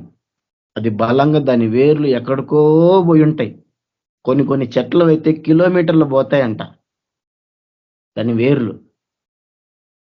అలాగనే మనం కూడా ప్రేమలో వేరు పారి స్థిరపడాలి. ఎందుకు ఈ మాట చెప్పానంటే, దేవుని సంపూర్ణత యందు మనము పరిపూర్ణులు అవ్వాలి. దేవుని సంపూర్ణతలోనికి మనం రావాలి అనంటే, సంపూర్ణంగా దేవుని పోలికలోనికి మనం రావాలి అనంటే, ప్రాముఖ్యంగా మనకు రావాల్సింది ప్రేమ. ప్రేమలో మనం వేరు పారాలి, ప్రేమలో మనం లేవాలి, తర్వాత దాన్ని బలంగా ఉండాలి. చూడండి, మనకు ఉండేటువంటి ప్రేమ ఎటువంటిది అనంటే కొంతకాలం ఉంటది. ఏమన్నా తేడా వస్తే ప్రేమ పోతుంది, ద్వేషిస్తాం. అది లోకస్తులు చూపించే ప్రేమ. అది క్రీస్తు ప్రేమ ఎందుకు అవుతుంది? క్రీస్తు ప్రేమ అలా ఉండదు. క్రీస్తు ప్రేమ ఎలా ఉంటది అనంటే, ముఖాన్ని ఉమ్మేసినా కూడా క్షమించేటువంటి ప్రేమ అయినది. బల్లెపోట్లు పొడిచినా కూడా క్షమించేటువంటి ప్రేమ అయినది. చంపదెబ్బలు గుట్టినా కూడా ప్రేమ అయినది. అవమానపరిచినా కూడా చూపించే ప్రేమ అయినది. మరి మన ప్రేమ ఎటువంటిది ఈరోజు ఆయన ప్రేమతో పోల్చుకుంటే? క్రీస్తు ప్రేమ, లోక ప్రేమ రెండు వేరు వేరు. క్రీస్తు ప్రేమ నిజమైన ప్రేమ, లోకపు ప్రేమ స్వార్థపూరితమైన ప్రేమ. బాగున్నప్పుడు బాగుంటది, తేడా వచ్చినప్పుడు పోతది. అది స్వార్థపూరిత ప్రేమ, అది క్రీస్తు ప్రేమ కాదు. దేవుని సంపూర్ణత యందు మనం పూర్ణులం అవ్వాలంటే క్రీస్తు కలిగిన ప్రేమను మనం కలిగి ఉండాలి. ఆయన యేసుప్రభు చెప్పాడు, మీ పరలోకపు తండ్రి పరిపూర్ణుడు గనుక మీరును పరిపూర్ణులుగా ఉండేదని అన్నాడు. ఎందుకు అనంటే, ఏ తండ్రి అయినా తన బిడ్డల నుంచి ఆశించేది ఒకటే. ఏ తండ్రి అయినా, నా బిడ్డలు నేనున్న స్థాయిలో ఉండకూడదు. నేను 100 రూపాయలు సంపాదిస్తే నా కుమారుడు 1000 రూపాయలు సంపాదించాలి. నేను 1000 సంపాదిస్తే నా కుమారుడు 10,000 సంపాదించాలి. నేను 10,000 సంపాదిస్తే నా కుమారుడు 1,00,000 రూపాయలు సంపాదించాలి. ఇలా ఉంటాయి తలంపులు తండ్రివి. నేనున్న స్థితిలో నా కుమారుడు ఉండకూడదు. నాకంటే కూడా గొప్పవాడు కావాలని ఏ తండ్రి అయినా ఆశపడతాడు. అలాగే మన పరలోకపు తండ్రి కూడా. కాకపోతే ఆయనకంటే గొప్ప వాళ్ళు ఎవరు లేరు. ఆయనకంటే గొప్ప గుణగానాలు ఇంకంటూ ఏమీ లేవు. కాబట్టి అందరూ ఆయన స్థాయికి రావాలి, ఆయన లెవెల్కి రావాలని మన తండ్రి కోరుకుంటాడు. ఆయన గుణగణాలు, ఆయన పోలిక సంపూర్ణంగా మనలోకి రావాలని దేవుడు కోరుకుంటాడు. అది ఆయన ఆ సంపూర్ణతలోనికి మనం రావాలి అంటే మనం ప్రేమ యందు వేరుపారి స్థిరపడాలి. తర్వాత ఆయన చెప్తున్నాడు, సమస్త పరిశుద్ధులతో కూడా దాని వెడల్పు, పొడుగు, లోతు, ఎత్తు ఎంతో గ్రహించుకున్నటకు ఏం చేయాలంట? ప్రేమలో వేరుపారి స్థిరపడి ఏం చేయాలంట? ప్రేమ యొక్క వెడల్పు, పొడుగు, లోతు, ఎత్తు అంటే ఇవన్నీ ఏంటివేనంటే డైమెన్షన్స్. అన్ని డైమెన్షన్స్ లో నువ్వు ప్రేమను అర్థం చేసుకోవాలి. అంటే ఆయన ప్రేమ ఎటువంటిదో ఆ డైమెన్షన్స్ అన్ని నువ్వు అర్థం చేసుకో. అన్ని రకాలుగా ఆయన ప్రేమను నువ్వు అర్థం చేసుకోవాలి. అదే ఆయన పౌలు భక్తుల యొక్క ఉద్దేశం. జ్ఞానమునకు మించిన క్రీస్తు ప్రేమను తెలుసుకున్నటకు తగిన శక్తి గలవారు కావాలని ప్రార్థించుచున్నాను. ఎప్పుడు మనం దేవుని సంపూర్ణతలోనికి వెళ్తాము అనంటే ప్రేమలో వేరుపారి స్థిరపడి దాని యొక్క డైమెన్షన్స్ అన్నిటినీ మనం గ్రహించుకొని జ్ఞానమునకు మించిన క్రీస్తు ప్రేమ తెలుసుకున్నప్పుడు మనం సంపూర్ణులమవుతాము అనే విషయాన్ని పౌలు భక్తుడు చెప్తున్నాడు. నిజం. ఎందుకు ఆయన దాని వెడల్పు, దాని పొడుగు, లోతు, ఎత్తు అంటున్నాడంటే మనం ఒక పక్కే చూస్తాం, రెండో పక్క కూడా చూడాలి. ఒక పక్కే చూస్తాం, రెండో పక్క చూడాలి. మన విధానం ఎలా ఉంటది అనంటే, చెప్తున్నాను, నేను కుమారుడిని అయితే నేను నా తండ్రి అనుకోండి, నేను మా తండ్రి చెప్పిన మాట వినను. నా తండ్రి ఏం చేస్తాడు? కొడతాడు నన్ను. ఎందుకు కొడతాడు? నన్ను బాగు చేయడానికి కొడతాడు, నన్ను సరి చేయడానికి కొడతాడు. ఆమె ద్వేషం ఉండదు కదా నా తండ్రికి. నా తండ్రికి నా మీద ద్వేషం ఉండదు. నన్ను గాయపరచాలన్న ఉద్దేశం అయింది కాదు. నన్ను ఇబ్బంది పెట్టాలన్న ఉద్దేశం ఆయనది కాదు. నన్ను సరిచేయడమే ఆయన యొక్క ఉద్దేశం. అది ఎందుకు సరి చేస్తాడు? ప్రేమించాడు కాబట్టి.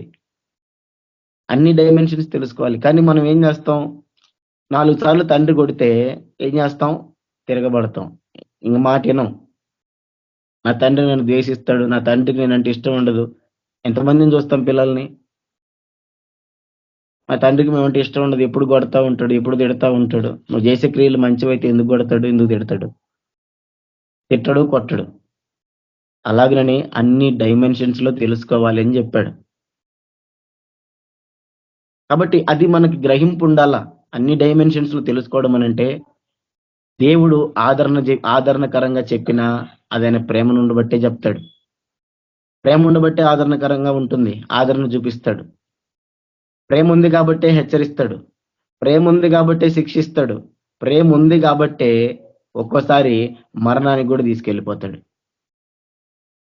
ప్రేమ ఉంది కాబట్టే. మోషే ఎంత నమ్మకస్తుడు! నా ఇల్లంతటిలో నమ్మకమైన వాడని దేవుడే బిరుదిచ్చాడు. 40 సంవత్సరాలు 40 సంవత్సరాలు, ఒక్క రోజు కాదు, 2 రోజులు కాదు, 2 సంవత్సరాలు కాదు, 40 సంవత్సరాలు లక్షల కొలది ఇశ్రాయేలు ప్రజలని వారు చీటికి మాటికి అలిగేటువంటి, దూషించేటువంటి, సనిగేటువంటి, గొనిగేటువంటి, తిరగబడేటువంటి ప్రజలని ఓపికతో, సహనముతో ఎంతగానో 40 సంవత్సరాలు నడిపించాడు మోషే. 40 సంవత్సరాల వరకు నాయకత్వం వహించాడు. ఒక్కోసారి దేవుడు కోపడ్డాడు. మోషే, నువ్వు పక్కకు జరుగు, ఈ ఇశ్రాయేల్ జనాంగాన్ని మొత్తాన్ని సర్వనాశనం, మొత్తాన్ని చంపేస్తాను, నీలో నుంచి నేను జనాంగం పుట్టిస్తాను అనంటే మోషే అడ్డుపడ్డాడు. అయ్యా అలా చేయకని మోషే విజ్ఞాపన చేశాడు. నాకు అనిపిస్తే ఆ సందర్భాన్ని ఎలా అర్థం చేసుకోవాలి? దేవుడు మోషేకి పరీక్ష పెట్టాడా? లేకపోతే ప్రేమ ఉండాల్సింది ఎవరికి? ప్రజలు ఎవరు? ప్రేమకు నిజమైన స్వరూపం ఎవరు? దేవుడు కదా. దేవుడే నాశనం చేస్తానంటుంటే మోషే విజ్ఞాపన చేస్తున్నాడు క్షమించమని. అంటే మోషే నిజంగా ప్రేమించినట్ట, దేవుడు ప్రేమించినట్ట? అంటే చెప్తున్నాను నేను, అక్కడ జరిగింది దేవుడు మోషేనే, నాకు ఆయననే పరీక్షించడం నాకు అర్థమైంది. ఎందుకంటే ఆయనకంటే ప్రేమ ఇంకెవరికి ఉండదు. కానీ అంత అవిధేయత చూపించే ప్రజలను కూడా ఆయన క్షమించమని అడ్డుపడ్డాడు. అంటే దేవునికి అంత ఇష్టంగా మోషే జీవిస్తూ వచ్చాడు. అటువంటి మోషే చూడండి, ఒక్కసారి దేవుని మాట ధిక్కరించినందుకు, ధిక్కరణ కూడా కాదు, దేవుని మాటకు వ్యతిరేకంగా చేసినందుకు, దేవుని మాటను మార్చి చేసినందుకు దేవుడు ఆయన చంపేశాడు. చాలా మంది ఏం చెప్తాము? ఆయన అవిధేయుడు, దేవుని మాటను ధిక్కరించాడు, అందుకే దేవుడు చంపేశాడని చెప్తాం. కాదు, అది కానే కాదు. చూడండి, ఆ రకంగా చంపాలనుకుంటే ఇశ్రాయేల్ ప్రజలు ఒక్కడు బతికొండకూడదు కదా, అందరూ చచ్చిపోవాలి. అవిధేయులైన వారిని క్షమించినప్పుడు విధేయుడైన మోషేను ఒక్కసారి దేవుడు క్షమించలేడా? అప్పుడు ఆయన ఏం న్యాయాధిపతి అవుతాడు? ఆయన ఏం న్యాయం చూపించిన వాడు అవుతాడు? ఆయన న్యాయాధిపతి అవుతాడా? అవిధేయులైన వారు, విగ్రహారాధన చేసిన వారు, భయంకరంగా పాపం చేసిన వారు, వారిని క్షమించిన దేవుడు మరి చిన్న మిస్టేక్ చేసిన మోషేను క్షమించడా? మరి వారికి ఒక న్యాయం, ఈయనకు ఒక న్యాయమా? కాదు కదా. కానీ దేవుడి ఉద్దేశం ఏంటిదనంటే, తన దాసుడైన మోషే అపరాధిగా ఉండడం ఆయనకి ఇష్టం లేదు. మోషేని ఎంతో ప్రేమించాడు. 40 సంవత్సరాలు భరించాడు మోషే. తన మీద భారం ఎక్కువైంది. ఆయన కొంత అసహనానికి గురైపోయే పరిస్థితి వచ్చింది. దేవుడు ఏం చేశాడు? మోషేని ఎట్టి పరిస్థితుల్లో కూడా తన అవిధేయతలు బైబిల్లో ఉండకూడదు. అందుకే మోషేని ఒకటే ఒక అవిధేయత, అక్కడితోటే చాలు మోషే, ఇంతకంటే ఎవరు కూడా నేను తప్పుగా అనుకోకూడదు, నువ్వు అక్కడ చూడకపోయినా పర్వాలా, నీకు వచ్చిన నష్టం ఏమీ లేదు, నువ్వు నాతో ఉండాలి. అది దేవుడు కోరుకున్నది. 40 ఏళ్ళు అయిన తర్వాత మోషేలో కొంత భావం వచ్చేసింది. అది ఎక్కువ అవుతుందేమో, ఆ అసహనం ఎక్కువ అవుతుందేమో, పాపం చేస్తాడేమో అని చెప్పి దేవుడు ఏం చేశాడు? మోషే మీదకి నింద రాకుండా, మోషే ఇంకంతకంటే ఎక్కువ పాడైపోకుండా, నువ్వు ఇంకా చూడకపోయినా పర్వాలేదు, అక్కడ వచ్చే నష్టమేమీ లేదు, కానీ నువ్వు లేకపోతే మాత్రం నేను ఉండలేను, నువ్వు నా దగ్గరికి వచ్చేసి అని చెప్పి తీసుకుని వెళ్ళిపోయాడు దేవుడు. అది దేవుని ప్రేమ ఉండబట్టే చేశాడు, ఆయన అవిధేయతను బట్టి కాదు. అది ప్రేమ, ఆయన ప్రేమ అటువంటిది. ఎందుకని చెప్తున్నాడు అంటే, దాని వెడల్పు, పొడుగు, లోతు, ఎత్తు ఎంతో తెలుసుకోవాలనంటే ఆయన ప్రేమ అన్ని రకాలుగా ఉంటుంది. అది సంపూర్ణంగా మనం అర్థం చేసుకొని పౌలు భక్తుడు వాడిన పదం చూడండి, జ్ఞానమునకు మించిన క్రీస్తు ప్రేమను తెలుసుకున్నటకు. అంటే యేసు ప్రభు యొక్క ప్రేమ మన జ్ఞానానికి కూడా మించదు, మనకు అందదు, మనకు అర్థం కాదు ఆయన ప్రేమ. అటువంటి ప్రేమను నువ్వు అర్థం చేసుకోవడానికి శక్తి కావాలంట. ఆ శక్తి కోసం నువ్వు ప్రార్థన చేయమని చెప్తున్నాడు పౌలు. ఆ శక్తి ఆ సంఘానికి రావాలి. ఎందుకంటే ఆ ప్రేమను అర్థం చేసుకున్నప్పుడే సంపూర్ణంగా దేవునికి విధేయత కలిగి జీవించగలం. పౌలు భక్తుడు ఉట్టిగానే అనలేదు ఆ మాట. కొరింథీయులకు రాసిన పత్రికలో 13వ అధ్యాయంలో ఆయన ఉట్టిగా అనలేదు ఆ మాట. మనుషులతోనూ, కొరింథీయులకు రాసిన మొదటి పత్రిక 13వ అధ్యాయం ఉంటుంది, మొదటి 3 వచనాల్లో, మనుషుల భాషలతోనూ దేవదూతల భాషలతోనూ నేను మాట్లాడినను ప్రేమ లేని వాడైతే మ్రోగెడు కంచును గనగనలాడు తాళమునయుందును. ప్రవచించు కృపావరములు కలిగి మర్మములన్నీయు జ్ఞానమంతయు ఎరిగిన వాడనైనను కొండలను పెకిలింపగల పరిపూర్ణ విశ్వాసము గల వాడనైనను ప్రేమ లేని వాడనైతే నేను వ్యర్థుడను. పేదల పోషణ కొరకు నా ఆస్తంతయు ఇచ్చినను కాల్చబొట్టకు నా శరీరమును అప్పగించినను ప్రేమ లేని వాడనైతే నాకు ప్రయోజనమేమియూ లేదు. ముట్టిగా చెప్పలేదని మాట పౌలు భక్తుడు. అతి ప్రాముఖ్యమైనది ప్రేమ. ఆ ప్రేమే మనల్ని పరిపూర్ణతలోనికి తీసుకొని వస్తుంది. మనలో నలుగురు అవిధేయులు ఉంటే మనం సహించలేం, గొనుగుతా ఉంటాం, సనుగుతా ఉంటాం. వాళ్ళు అట్టున్నారు వీళ్ళు ఇట్టున్నారు అని గొనుగుతా ఉంటాం.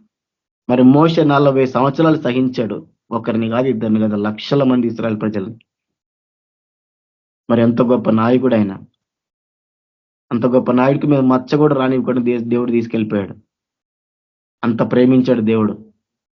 ఆ ప్రేమే మనలో ఉండాలని ప్రభు ఆశపడుతున్నాడు. అటువంటి ప్రేమ మనం కలిగి ఉండాలని ఆశపడుతున్నాడు.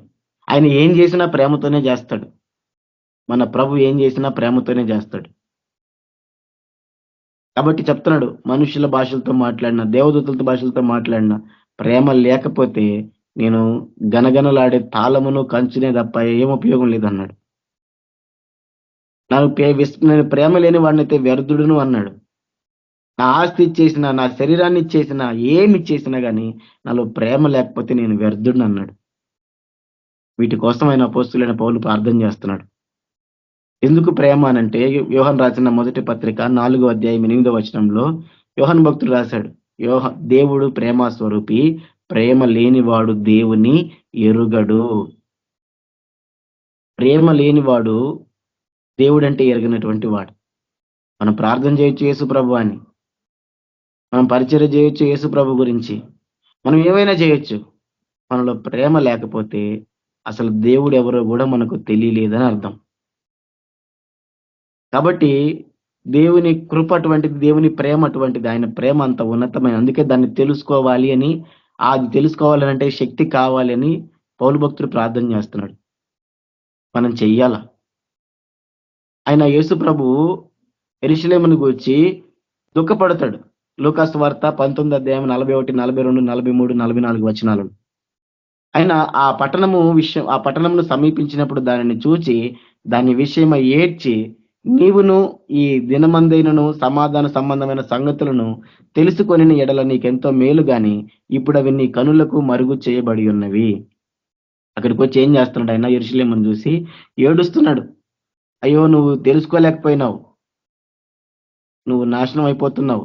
నీది ఒక రాయబడిన మాట, నేను దర్శించిన కాలం నువ్వు ఎరుగుకుంటేవి గనుక నీ శత్రువులు నీ చుట్టూ గట్టు కట్టి ముట్టడి వేసి అన్ని పక్కలను నిన్ను అరికట్టి నీలోనున్న నీ పిల్లలను కూడా నేల కలిపి నీలో రాయితీ మీద రాయి నిలిచి ఉండని నీ అని దినములు వచ్చునని చెప్పాను. అంటే ఆ పట్టణానికి రాబోతున్న శ్రమను బట్టి, ఆ పట్టణానికి వచ్చే ఆ పట్టణంలో ఉన్న ప్రజలు కలిగేటువంటి శ్రమలను బట్టి యేసు ప్రభు ఏడుస్తున్నాడు.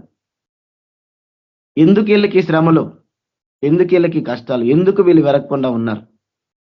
వినుంటే బాగుండేది కదా అని యేసు ప్రభు ఏడుస్తున్నాడు.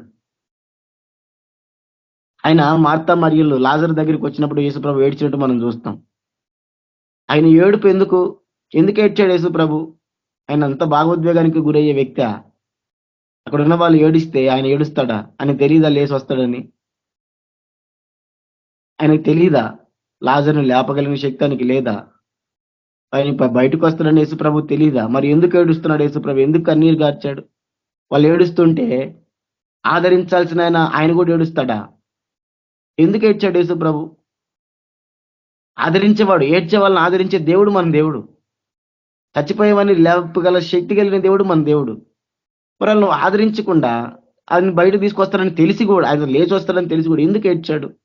ఆయన ఎందుకు ఏడుస్తున్నాడు అని అంటే, సజీవంగా ఉండాల్సిన వాళ్ళు మృతులైపోయినారు. తను ప్రేమించిన వ్యక్తి అలా చచ్చిపోయడం ఆయన చూడలేకపోయాడు. అలాగనే అందరం అంతే, మనం అందరం అంతే. మనం అందరం కూడా బ్రతికుండాల్సిన వాళ్ళం, చచ్చిపోయిన వారిలాగా ఉన్నాం. అందుకే ఏడ్చాడు యేసుప్రభు. ఆయన తన ప్రాణాన్ని క్రయధనంగా చెల్లించి మనల్ని బ్రతికించాడు. ఆయన ప్రేమ అది మనం గ్రహించాలా. ఆ ప్రేమ మనం గ్రహించలేకపోతే చూడండి, మనం ఏది కూడా చేయలేం. మనం దేవుని ఎరిగినటువంటి వారం కాము. ప్రేమ అంటే మనతో అనుకూలంగా ఉన్నప్పుడు, లేదా మనకు అనుకూల వచనాలు పలికినప్పుడు అంత మాత్రమే కాదు. అది కాదు ప్రేమ అంటే. యేసు ప్రభు దేవుడు ఏది చేసినా కూడా ప్రేమతోనే చేశాడు. అది మనం గ్రహించాలా. కాబట్టి ఆయన ప్రార్థన చేస్తున్నాడు అక్కడ కూర్చొని, జ్ఞానమునకు మించిన క్రీస్తు ప్రేమను తెలుసుకొనుటకును తగిన శక్తి గలవారు కావాలనని ప్రార్థించుచున్నాను.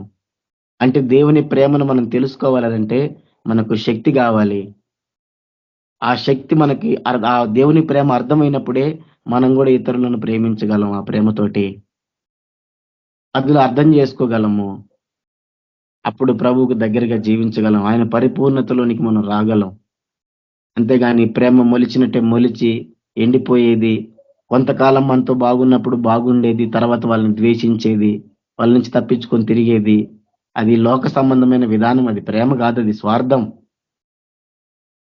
నిజమైన ప్రేమ అన్నిటిని తాలుకుంటది, సహిస్తది, డంబంగా పలకదు. మనం తాళలేకపోతున్నాం, సహించలేకపోతున్నాం అంటే మనలో ప్రేమ లేదు. మనం దూరం పెట్టేస్తున్నాం అంటే మనలో ప్రేమ లేదు. మనం వాళ్ళతో మాట్లాడడానికి కూడా ఇష్టపడడం లేదంటే ప్రేమ లేదు. ఎదురు పలికినప్పుడు పలకరించుకోవడానికి కూడా కష్టంగా ఉందంటే ప్రేమ లేదు.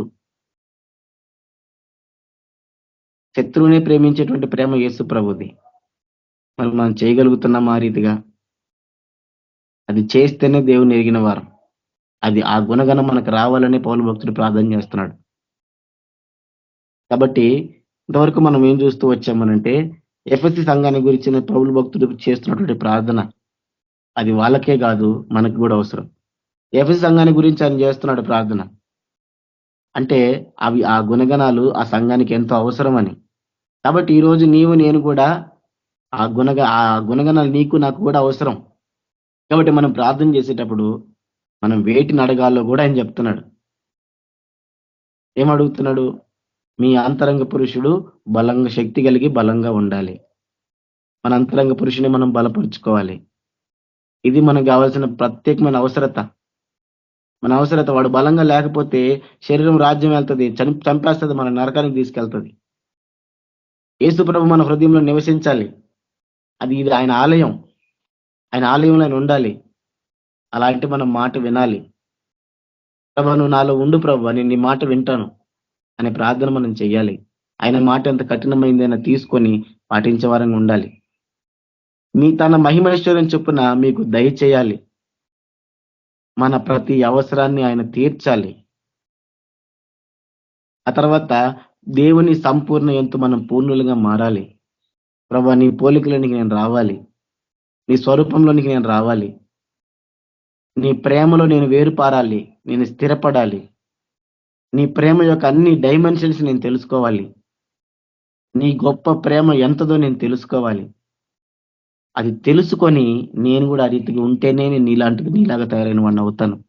కాబట్టి ఆ శక్తి నాకు ఈ ప్రభువా. నీ ప్రేమ ఎంతో గొప్పదో తెలియజేయి ప్రభువా. నీ ప్రేమ వెడల్పు ఎంతో తెలియజేయి, పొడుగెంతో తెలియజేయి, లోతెంతో తెలియజేయి, ఎత్తెంతో తెలియజేయి అనే ప్రార్థన మనకు అవసరము.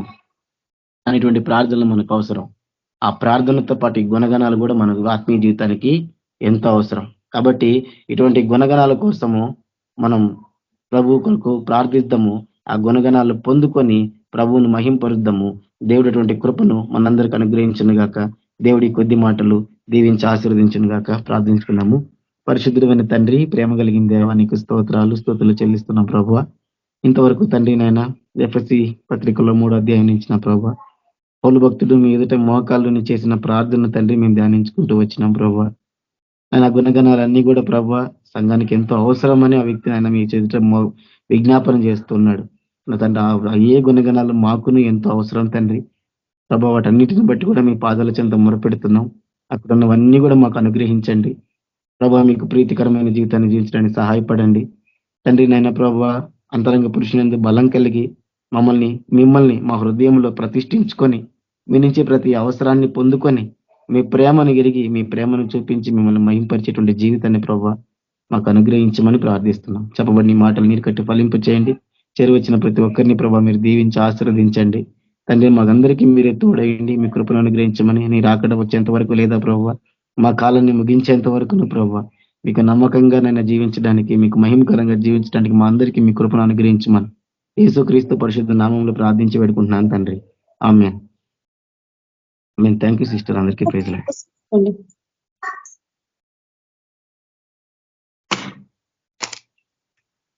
ఆశీర్వాదం అంటారా సిస్టర్? ఇవ్వండి. మన ప్రభువైన యేసుక్రీస్తు యొక్క కృప, కనికరము, ప్రేమ, సమాధానం, నడిపింపు చేరొచ్చిన మనందరికీ లోకంలోని సకల పరిశుద్ధులకు సదాకాలం తోడేండి నడిపించును గాక. ఆమేన్. అందరికీ ప్రైజ్ లార్డ్. అందరికీ praise lord. Amen. Praise lord brother sisters అందరూ ప్రైజ్ లార్డ్. సిస్టర్స్ అందరికీ ప్రైజ్ లార్డ్.